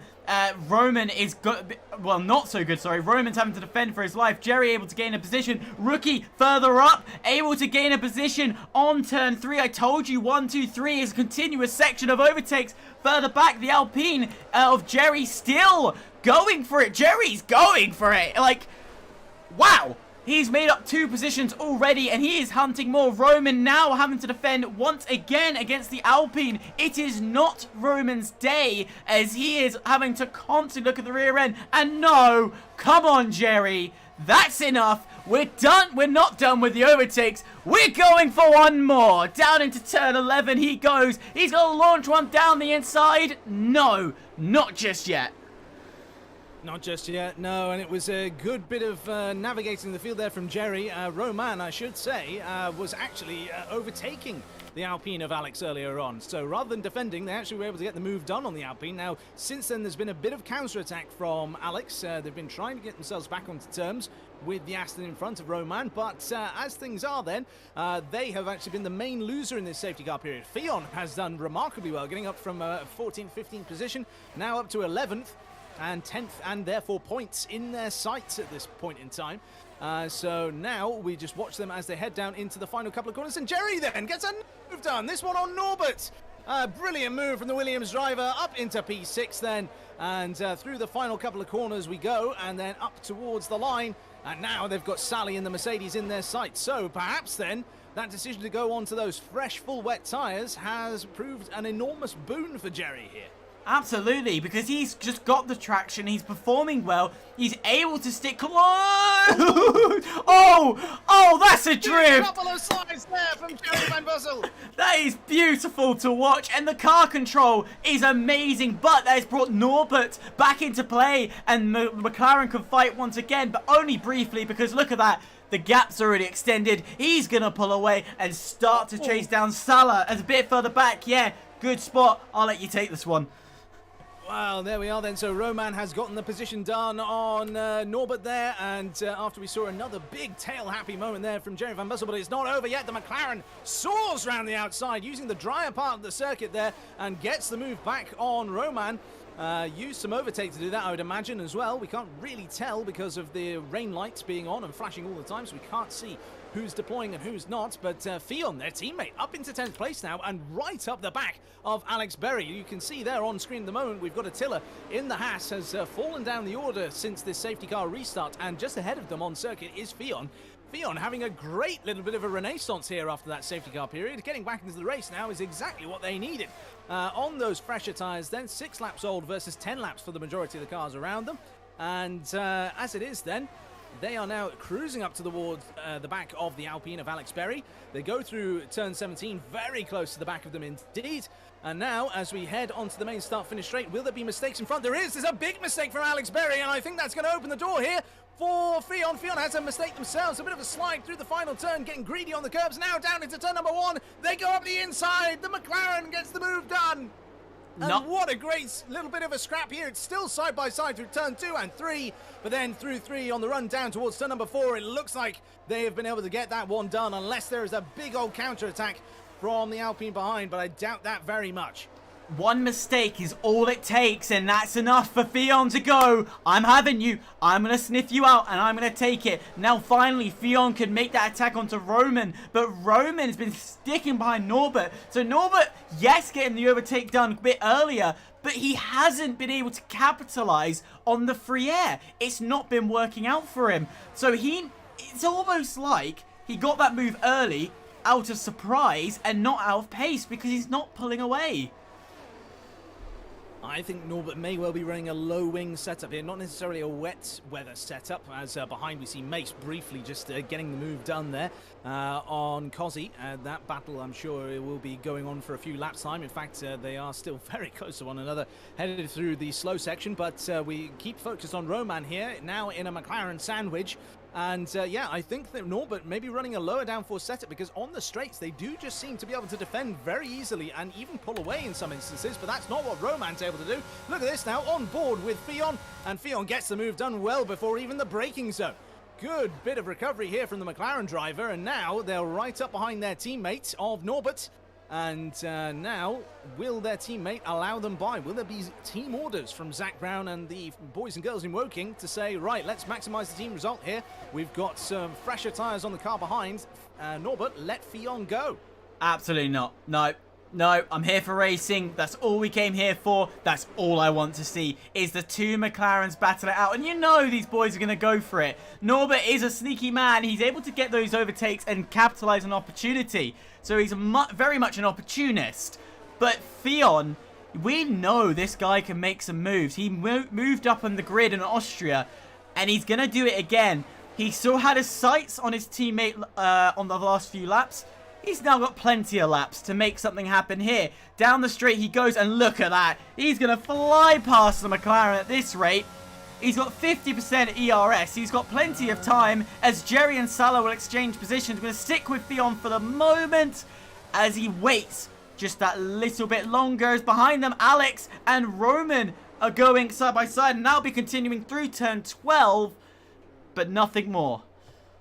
Yeah, I think this is all proving my theory here in that the McLaren of Norbert, they're running a very, very low downforce setup because on the straights they were just able to pull away from their teammate, but then in the braking zones, Theon catches up enormously. Now we're on board with, we're not on board, but we're watching Alex here just a little bit further back from that McLaren battle, of which the gap between the cars is actually extending on this back straight here. So again, I think more pointed towards the evidence there as Tiller now goes up the inside of Roman. So the Aston Martin pushed out of the points then by the Haas. And, well, now we watch them come round the last few corners then, and Roman really struggling to keep the car under control, and in fact, decides enough is enough, and into the pits they go then, probably seeking that undercut. Absolutely. It's the only option you can do when you're falling back that far. Take the opportunity, get yourself in the pits, get a fresh set of boots on, and let's try fighting it back. Do what you can later on. Theon, this is the section. If he's going to really do anything, it's going to have to be into turn 1 and make it stick. Because he's got the traction, he's got the downforce, and you can see he's got the grip. He's going to make the move down into turn 7. I said this one was going to happen. Turn 7 through turn 8. He's side by side with his teammate. He has to keep hold of the grip, but we know Norbert has the straight line speed. So this could turn right on his back, and Norbert will come right back at him through turn 9 and turn 10. And there you go, the straight line speed. So much more dominant for the sister McLaren as round the outside he's going to try and take it, but luckily Theon holds that position, and that was a long time coming. Literally a long time coming. It certainly was. I don't think it'll be over just yet, though, because through this section, whilst Theon has gained massive amounts of time, up to 0.8 of a second or so now nearly a second, in fact, I would suspect that Norbert, with the aid of the slipstream, we're going to end up seeing them maybe closing up to the back of their teammate here, and then if the move isn't done here into 17, then maybe some threats headed into turns 1, or maybe in that section all the way down to 4. Who knows? We'll wait and see on that one. Just behind the Alpine then of Alex is very close to the back of Norbert, but I suspect that much like what Theon has been going through and what we saw going on earlier between the Aston Martin of Roman and Norbert, it's probably going to be difficult for them to get the move actually done here. I think it's just because of the tyre advantage for Theon that they've really been able to get that done. Alex then goes through the first few turns then and does so while sticking on track, unlike Attila behind them, who you could see in the back of the shot there was not doing particularly well in terms of sticking to the track limits. In terms of track limits, Mace has now got the first of any track limits penalties that we may see over the course of this race then, and just behind them we see Cozzy now threatening the back of the Haas. The Haas going all the way off of the circuit there. I think that's just a little bit of abuse of the track limit system there, I think. But hey, if they're not getting penalised for it, then there they are then. It's gaining them time, and racing drivers always in pursuit of extra time. A bit like what we've been seeing recently in iRacing, with drivers using the grass to cool their tyres and therefore gaining half a second or even a second a lap as a result. Absolutely. I want to quickly talk about a bit further up at the front in P3 Rookie. He's been sticking to the rear end of Frennick.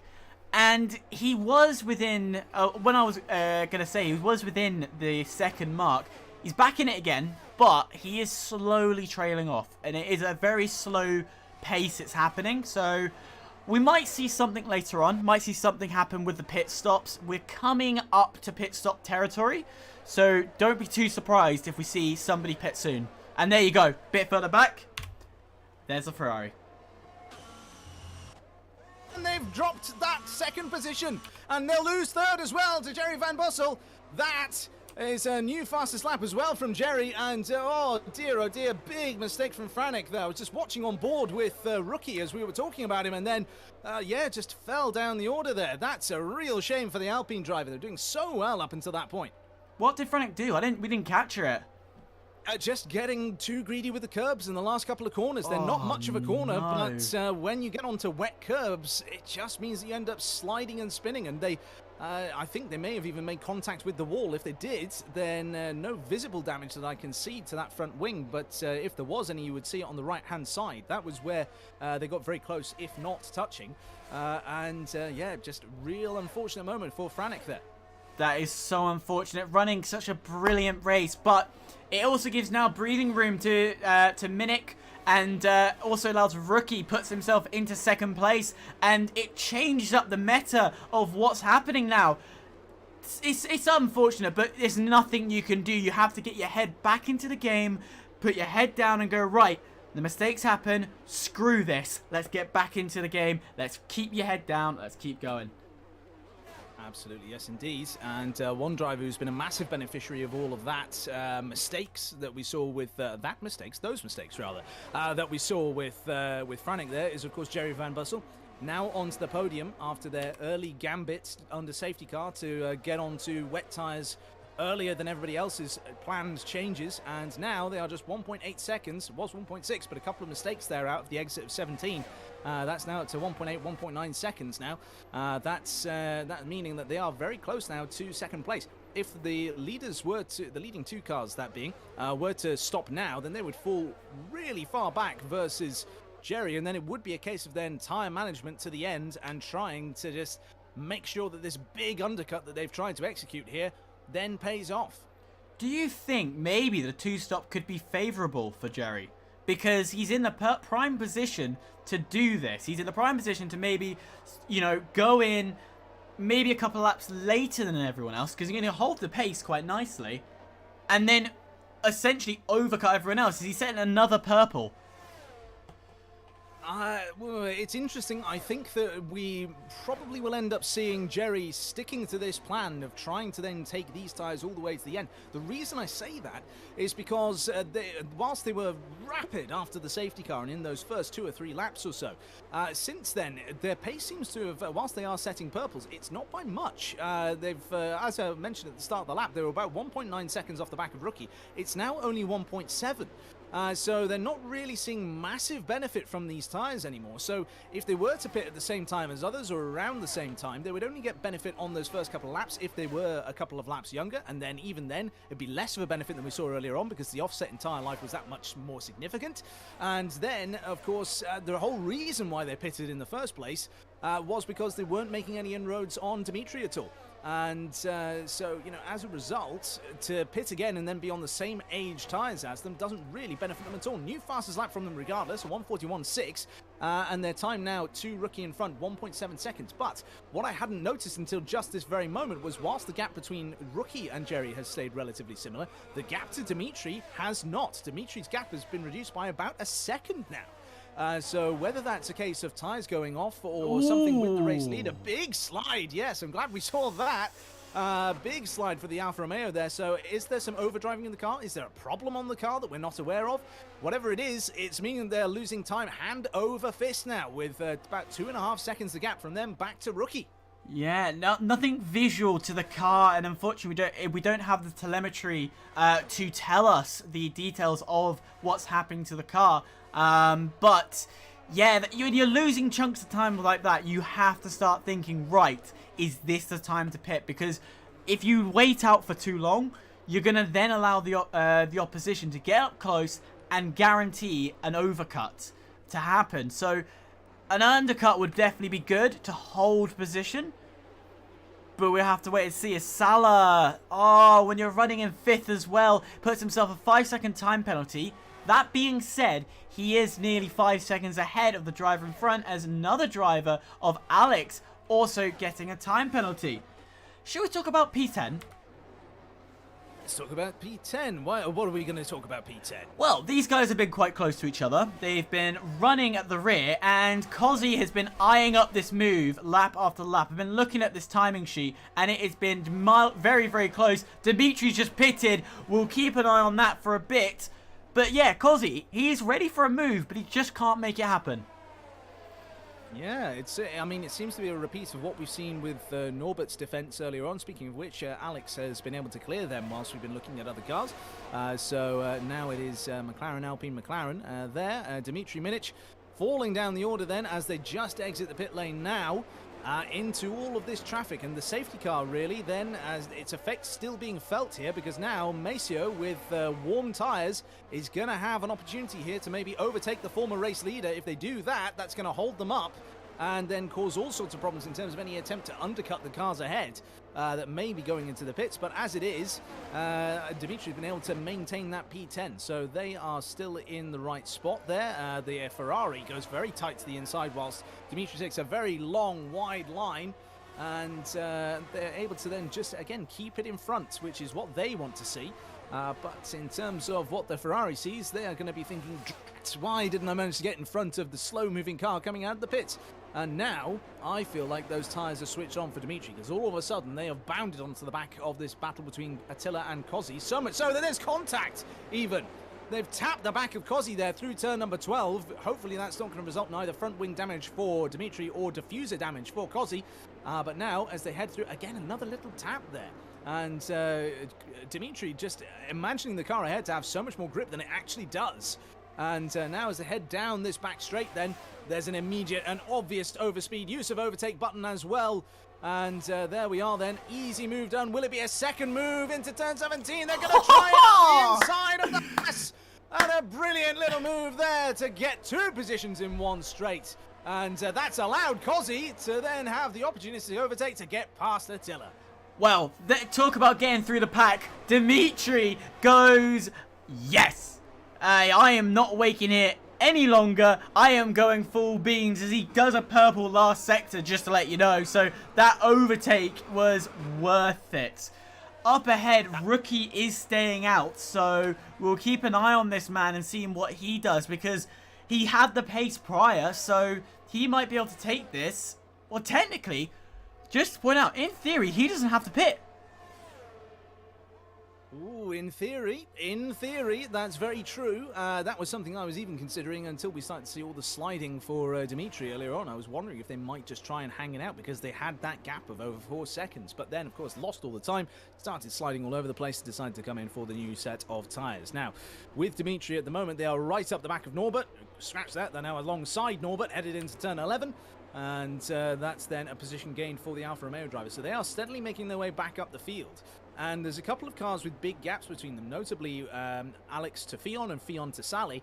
But then everybody else is pretty close to one another on circuit at the moment. So as a result, if Dimitri is able to get themselves up the order relatively rapidly, you might see them really back in the fight pretty quickly. Now for Rookie, up at the front of the field, they have big slide in turn 18, but managed to keep the car pointed in the right direction. Luckily for them, and again, they stay out without deciding to go into the pits, and they've even been able to gap Jerry Van Bussel a bit on that lap there, going over the line the previous time, about 1.2 seconds, now it's 1.9. As we now look at Sally, what can you tell us about what Sally's up to at the moment? Sally is getting a bit punchy. He's definitely looking, he's been within the second mark quite a bit, but it's whether he can do anything with it. He's finding opportunities to close that down to about 4/10, 3/10 here and there, but 9 times out of 10, he's staying within this 5/10 mark and unable to close down. And Frennick is he's just keeping the car nice and clean. He's not doing anything too overdriving it too much. While Salah, you can see he's getting a bit frustrated being stuck behind this Alpine, and he's overdriving the car a little bit. Yeah, absolutely, and that is the great enemy of any racing driver, is getting frustrated and then overdriving your car. If you overdrive the car, you get too stressed, you make mistakes, you end up trying to push the car beyond what it's capable of doing, and it gives up, it cries no more. That's where we see things like the lockups in qualifying, where we've seen the slides for drivers in the race as well. Now Sally is doing a very respectable job here, about 5-6 tenths or so off the back of Frannick through this slow section, which is no mean feat. But now onto the back straight, it looks like they're relatively evenly matched. If anything, Frannick is set up for more straight line speed, it seems, because they are starting to pull away from the Mercedes driver. Yeah, definitely a straight line speed car, and it's massively helped him fend off the defense, but I think that Alpine locked up, and it's going to allow a little sniff of opportunity for Salah. But again, we're going back on straights. And again, the Alpine is just pulling away. So there's not much you can do, and it's too late now, really, to make a pit stop to try and counter it. As again, Dmitry Minik, fastest lap of the race. As some drivers are going to take that last minute pit stop. So I might be wrong in saying you might be able to quickly pit now and do something with it. But I think Dmitry could possibly see it's a 4-second gap and then a 4-second after that. Fourth is possible at the end of the race. Interestingly, I mentioned earlier on at the start of the race that I was going to keep an eye on the tyres for us. Those cars going for those pit stops now, the likes of Alex, Norbert and Attila, onto intermediate tyres. Ooh. Now, whether or not that's the right decision, we'll wait and see soon, and we'll see based on their lap times and their deltas to other cars. But in terms of what we're seeing on track with Dmitry, they are doing incredibly well, of course, and Rookie now, I feel, have gotten to the stage that Dmitry was a few laps ago. Big slides, losing lots of time. That gap that was 1.7 seconds is now just 0.8 of a second from them back to Jerry Van Bussel for this battle for the lead. I suspect we're going to see Rookie into the pits soon. Maybe they've tried to wait out for this intermediate period, and then they will jump onto those intermediate tyres. But in terms of then what we're thinking in terms of a battle for the lead, for the win here is now, look at that, round the outside. Elliott is trying there to defend their position, but they've got no front wing, does Elliott. So I suspect they're not going to be able to keep a hold of that position for too much longer. Kinty will come back and will have much better performance in the braking zone of 17 coming up. But just to finish my point about Rookie there up at the front of the field, they continue to go round then, as it turns out, but Jerry very much in their mirrors. I think Jerry is going to be fighting Dmitry for the win here today. Oh, yeah, for sure. Jerry going that little bit earlier. He's got fresher grip, fresh rubber. He's going to have the grip, and he's showing it. He's closing down the gap. Now we can physically see that Aston Martin in front of him, the Williams, is going for blood. Not something you're going to hear every day, but he is going for it. And down the straight we go. What straight line speed does Jerry have in comparison to Rookie? It's on par with each other. Nobody's gaining, nobody's losing.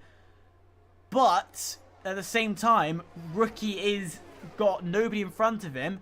Jerry should be closing that gap. So he's going to have to do it around the corners, round sector 1 for sure. Absolutely, yeah. It's very close in that battle at the front. One place where it's closer than I thought it would be is this battle for 10th for the final points paying position. If I draw your attention to it, Kinty and Elliott still fighting despite the fact that Elliott's got no front wing on their car. Well, it's been a case of a lot like what we've seen with Norbert earlier on. Elliott able to defend in the straights, but in the corners they lose so much time. And then in the way in which this circuit undulates and moves back and forth and swaps and switches back on itself in terms of where the tarmac goes, it's just meant that it's been fairly easy for Kinty to keep up and then try and go for moves here and there, but then just the straight line speed of the AlphaTauri has meant that he's not been able to keep in touch. In terms of those cars with the intermediates, by the way, they're actually losing time. So that gamble has not paid off whatsoever as Dmitry sets a new fastest lap of this race. Yeah, Roman getting involved with this 10th place battle. Last point position as, look around the outside. Kinty is trying to do anything he can. This is going to allow Roman to come round on the inside. The impatient Roman. We know he doesn't like to wait behind people for too long, as he's going to have to possibly make a switch down the inside if he's going to make a move. He's looking for it into turn 1, and he's going to make it stick through turn 1 as well. And getting his elbows out. He's not wasting time. Now, Roman's in the hot seat. What can he do with Elliott? I think that if Roman has the bit between their teeth, they are going to be able to get onto the back of Elliott relatively shortly, and then perhaps they've just got that much more pace in the car on those tyres that are just a little bit older than Kinty's, but they'll be able to get that move done much more convincingly. We've got a yellow flag in Sector 3, and that's because Attila has retired from the session in the pit lane. So they've seen that the intermediates have not worked for them or for those around them, and they've decided to pack in the towel at this point. That towel being thoroughly drenched by the weather, I'm sure. I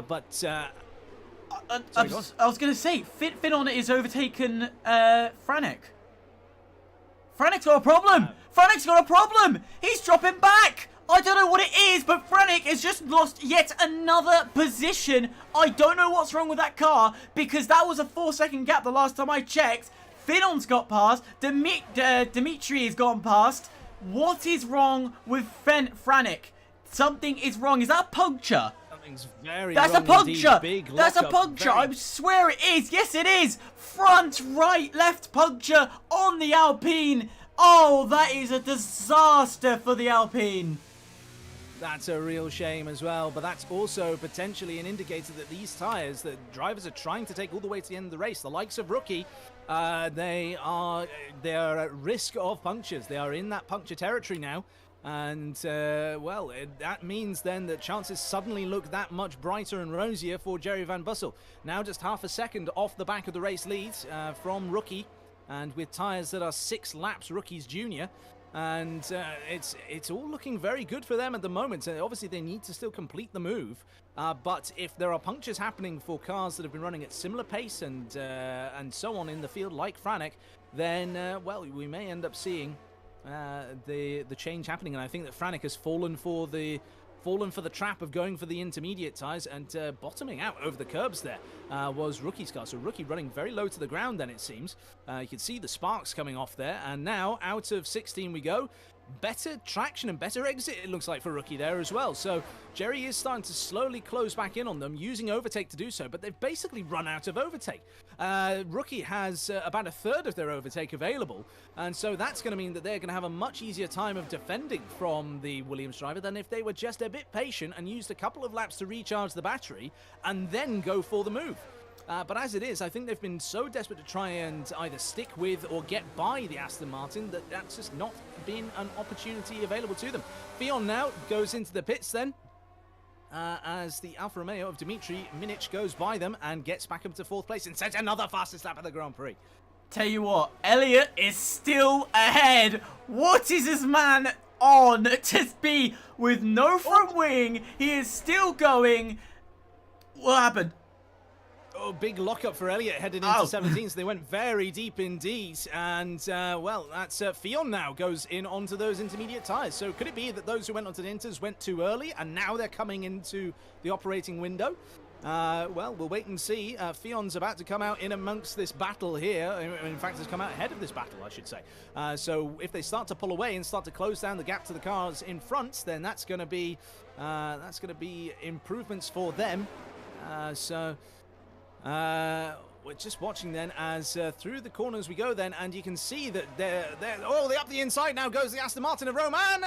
That's a move done. That is a move to get the place on Elliott. Now, with Elliott's straight line speed, will they be able to get back on terms with the Aston here on this big long run now down towards turn 11? Is basically straight all the way until then, and look at the massive overspeed that Elliott's got. Swoops all the way around the outside. And that's a position regained for them. Now, was that a mistake by the Aston? I suspect it might be, because look at this. Kinty is now making a move up the inside of the Aston as well.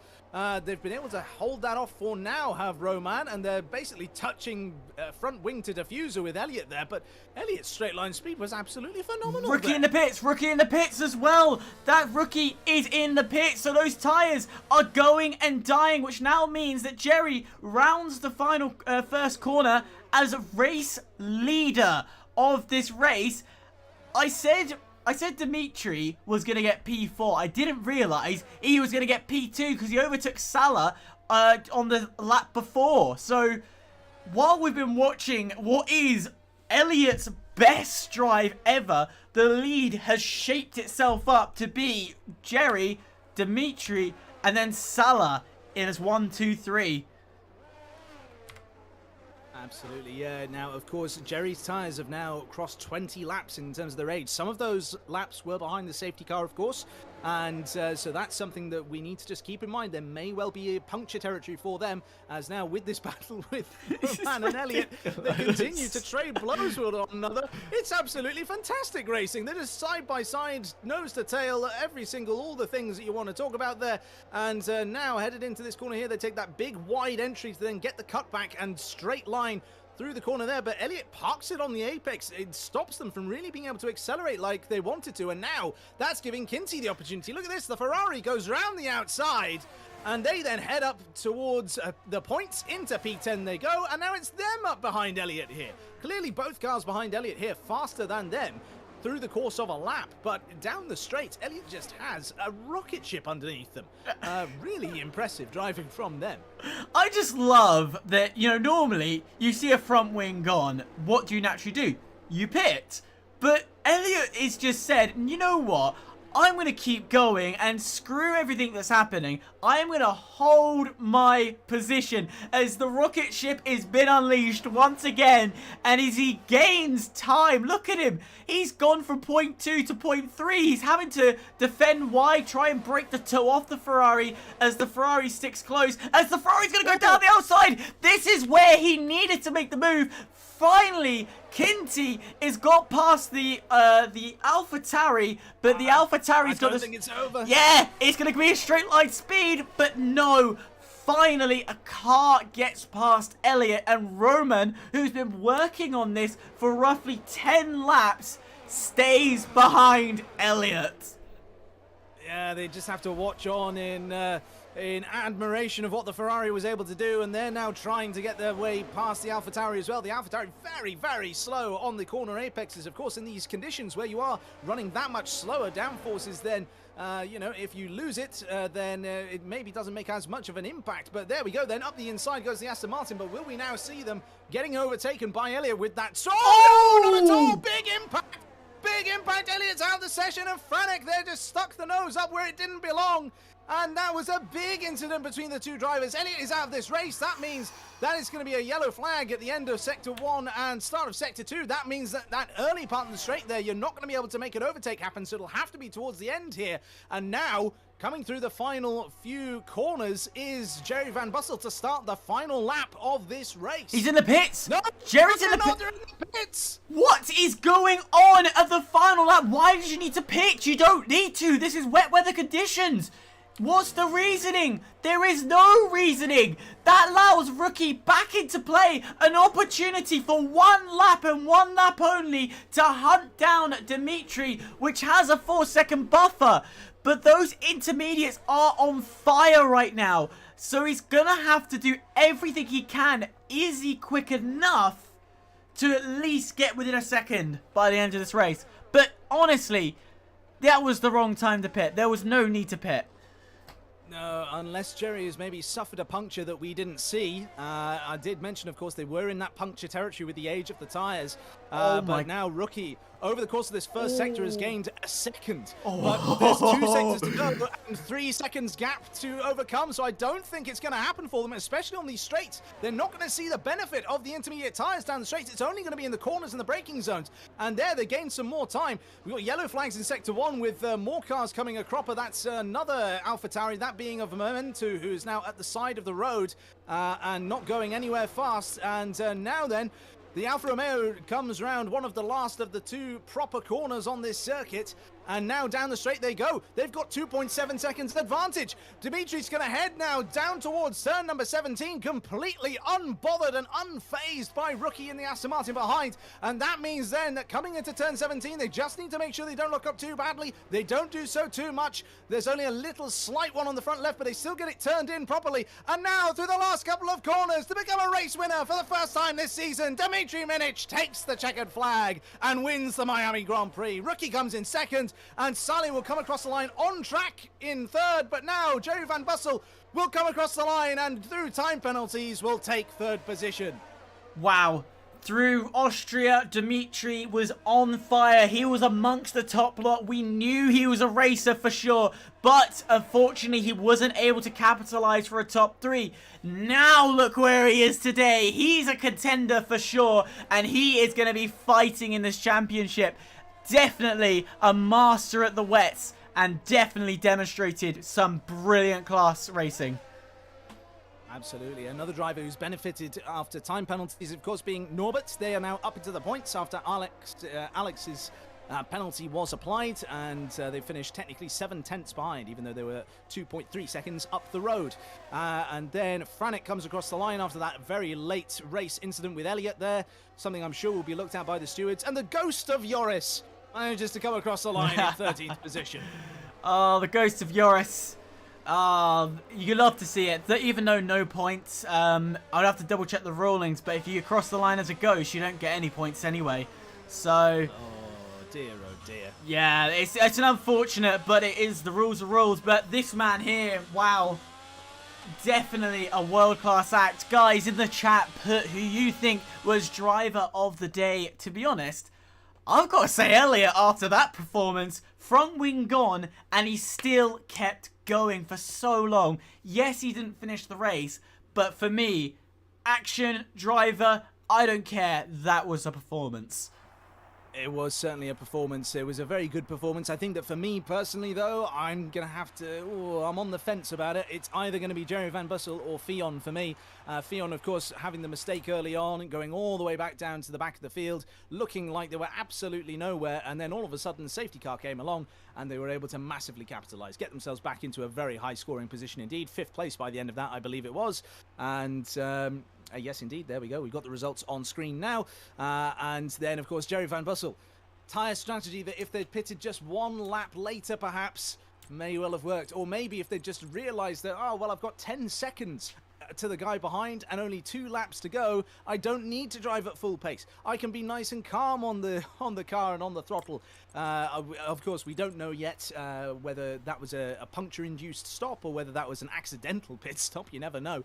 They may have drifted too wide on exit of turn 18, perhaps, or 17 rather, and end up finding their way into the pit lane and at risk of getting a penalty if they cross the line. But there we are then. So that is your finishing order. Dimitri Minic, rookie, Jerry Van Bussel on the podium, and then from 4th, I'll do this nice and quickly. Sally, Fionn, Kozzy, Kinty, Mace, Roman, Norbert, Alex, Franek, Joris, Momentu, Elliott, Attila, Yare, Robert, and Jeremy. Just as the time reaches 0. So there we go. So that was a race. That was a fantastic way in which to round out that action. It was, I think, a little bit tame in the earlier parts of the race. I think it's fair to say. But once we had that first safety car and everyone got bunched up again, we had people on differing tyre ages and things like that.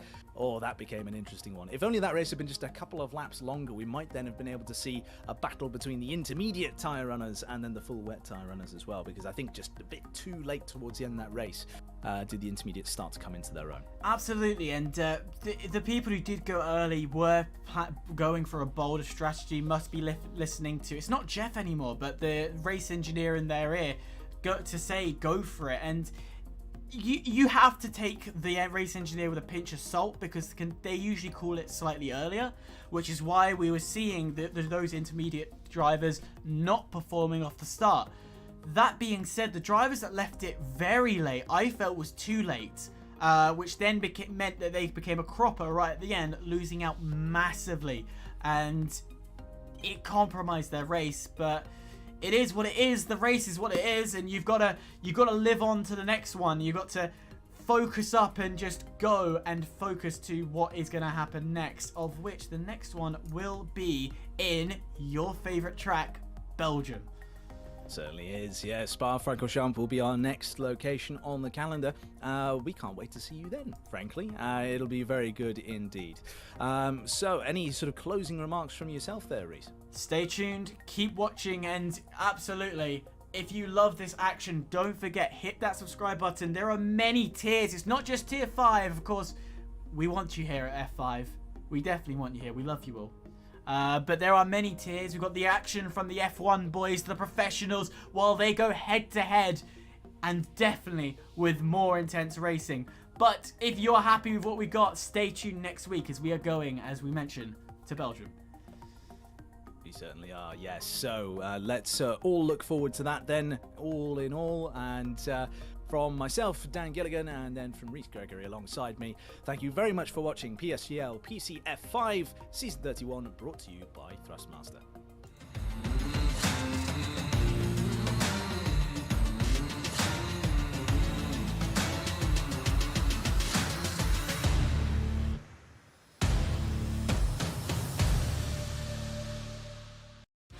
This broadcast was brought to you by GT Omega and Grid Rival, proudly supporting PSGL.